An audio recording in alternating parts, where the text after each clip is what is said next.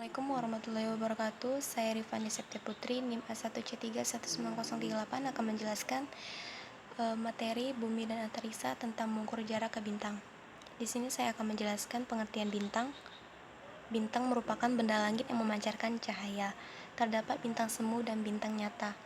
Bintang semu adalah bintang yang tidak menghasilkan cahaya sendiri, tetapi memantulkan cahaya yang diterima dari bintang lain.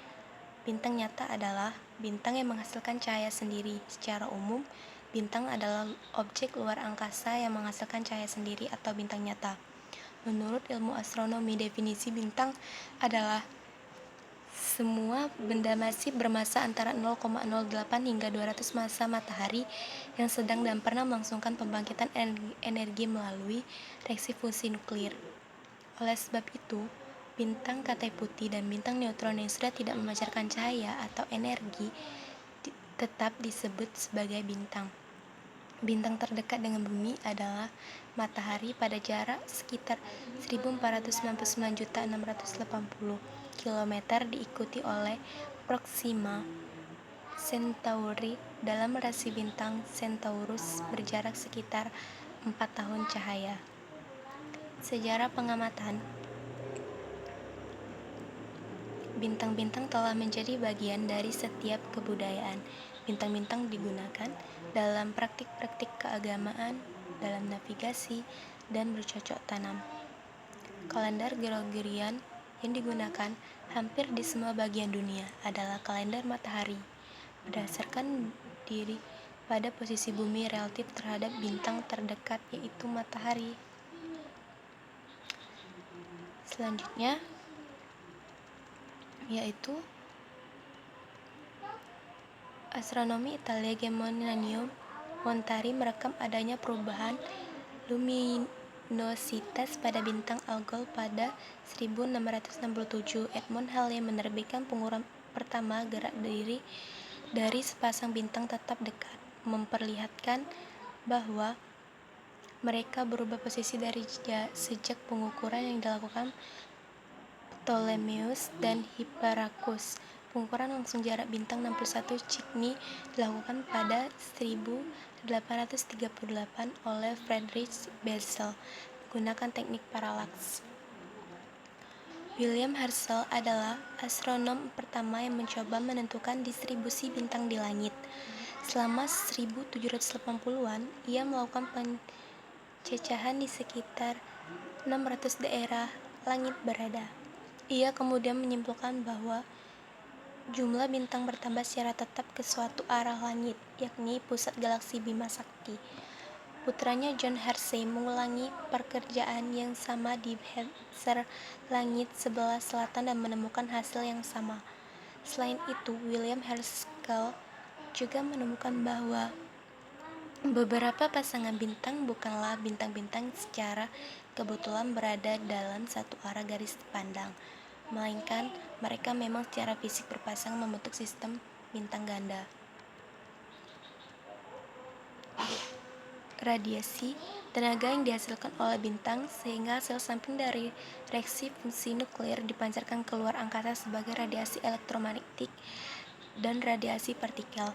Radiasi partikel yang dipancarkan bintang dimanifestasikan sebagai angin bintang, yaitu yang berwujud sebagai pancaran tetap partikel-partikel bermuatan listrik seperti proton bebas, partikel alfa, dan partikel beta yang berasal dari bagian terluar bintang, dan pancaran tetap neutrino yang berasal dari inti bintang.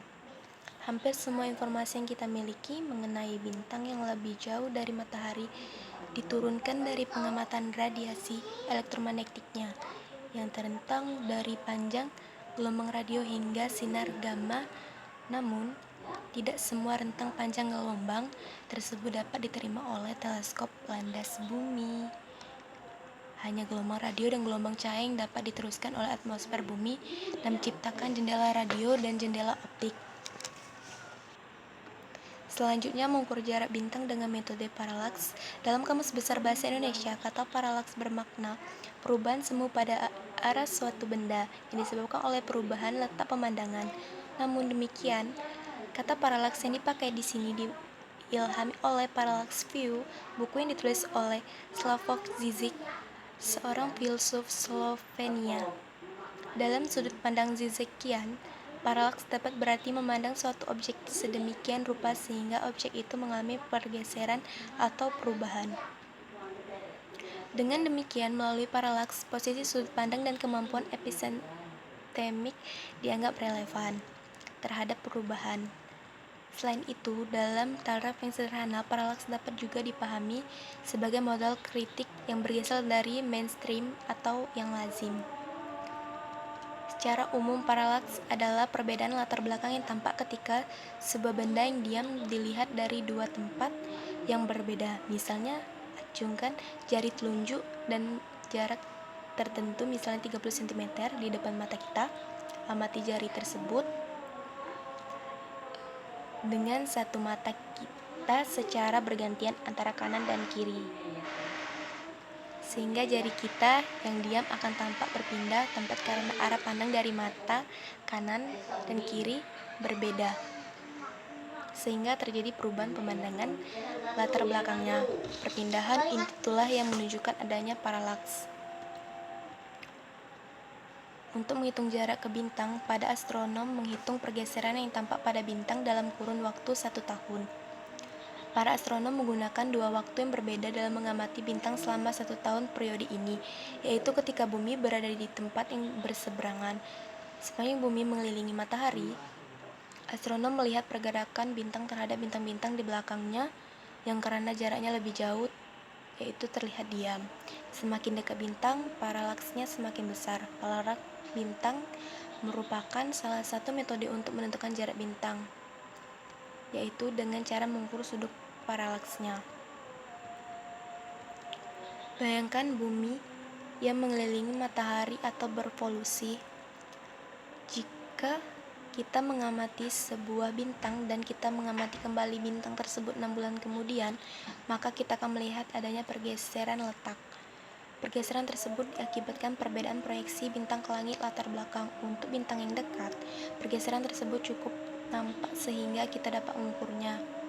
Sudut pergeseran bintang tersebut kini kita kenal sebagai sudut paralaks.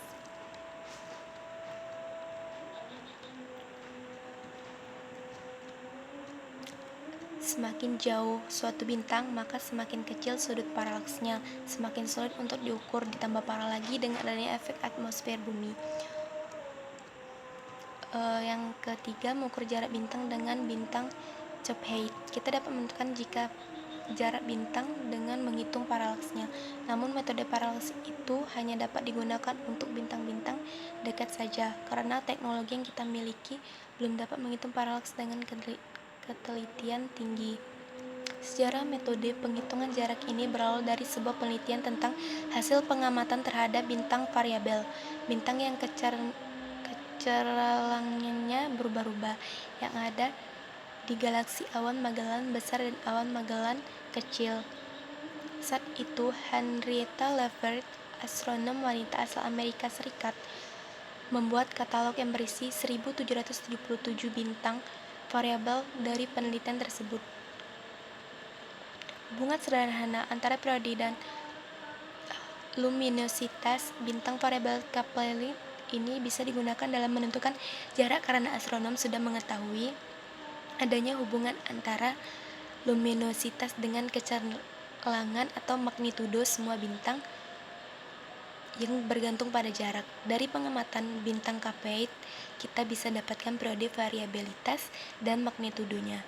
Kemudian periode yang kita peroleh bisa digunakan untuk menghitung luminositas atau magnitudo mutlak bintangnya dengan formula M sama dengan min 2,81 log P kurang 1,43. Karena luminositas atau magnitudo mutlak dan magnitudo semu berhubungan erat dalam formula Poisson atau modulus jarak, maka pada akhirnya kita bisa dapatkan nilai jarak untuk bintang tersebut.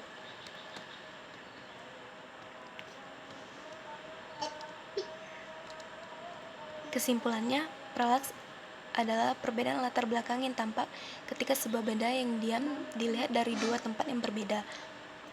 Semakin jauh bintang tersebut, Semakin kecil sudut paralaksnya, semakin sulit untuk diukur, ditambah parah lagi dengan adanya efek atmosfer bumi.